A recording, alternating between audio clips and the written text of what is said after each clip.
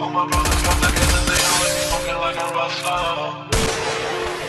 Smoking with me, call up on a OC and show up and then they shot down.